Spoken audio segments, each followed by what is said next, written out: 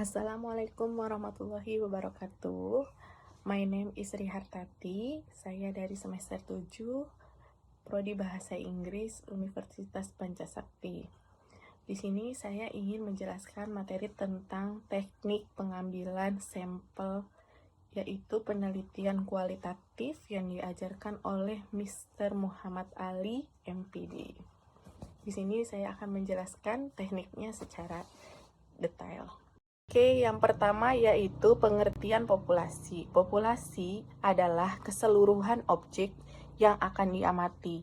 Objek yang diamati dapat berupa benda hidup maupun benda mati, di mana sifat-sifat yang ada dalam objek tersebut dapat diukur atau diamati. Populasi terbagi menjadi dua, yaitu tak terbatas dan yang kedua diketahui jumlahnya. Hasil pengukuran atau karakteristik dari populasi disebut parameter, yaitu harga rata-rata dihitung.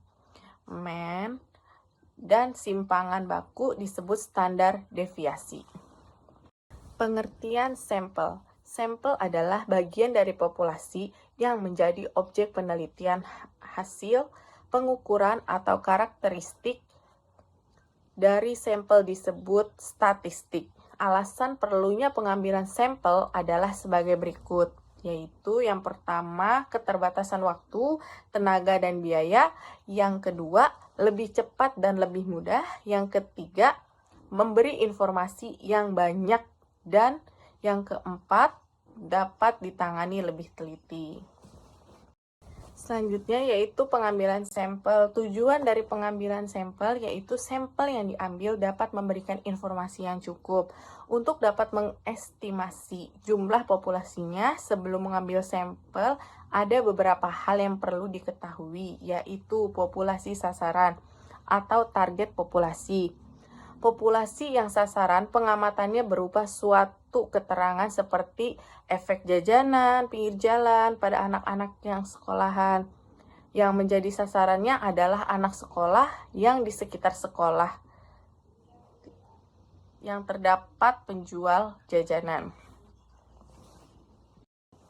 Next, kerangka sampel atau sampling frame, yaitu suatu daftar unit-unit dari sebuah populasi yang sampelnya akan diambil. Yang kedua ada unit sampel atau sampling unit, yaitu sebuah unit terkecil dari sebuah populasi yang akan diambil sampelnya. Yang ketiga, meliputi bagaimana cara mengambil sampel dan menentukan besar sampelnya. Random. Cara pengambilan sampel di mana setiap unit dalam populasi mempunyai kesempatan untuk dipilih menjadi anggota sampel. Teknik pengambilan sampel dibagi atas dua kelompok besar, yaitu probability sampling atau random sample, yaitu dengan teknik ini peneliti dapat menentukan derajat kepercayaan terhadap sebuah sampel. Selain itu, perbedaan dalam menafsirkan parameter populasi dengan statistik sampel dapat diperkirakan. Yang kedua yaitu non-probability sampling atau disebut juga dengan non-random sample. Sedangkan pada non-probability sample, penyimpangan nilai sampel terhadap populasinya tidak mungkin diukur. Pengukuran penyimpangan ini merupakan salah satu bentuk pengujian statistik. Penyimpangan yang terjadi pada perencanaan kuesioner, kesalahan petugas pengimpul data, dan pengelola data disebut non-sampling error. Selanjutnya yaitu random sampling. Random sampling itu terbagi menjadi 5 bagian. Yang pertama ada pengambilan sampel acak sederhana atau disebut juga sebagai simple random sampling. Yang kedua yaitu pengambilan sampel acak stratifikasi atau disebut juga dengan star-fit random sampling.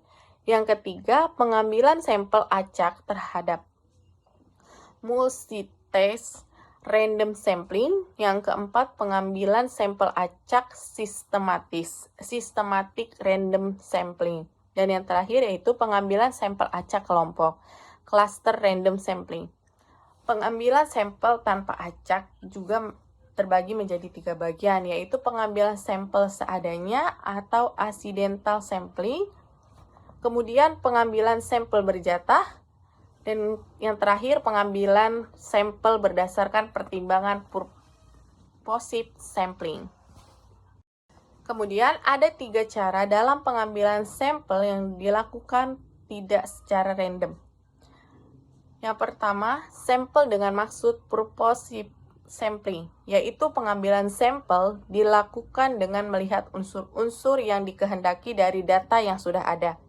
Yang kedua, sampel tanpa sengaja atau accidental sampling, perencanaan atau pertimbangan khusus di dalamnya sampel diambil atas dasar seandainya saja, tanpa direncanakan lebih dahulu. Yang ketiga, sampel berjatah atau kuota sampling.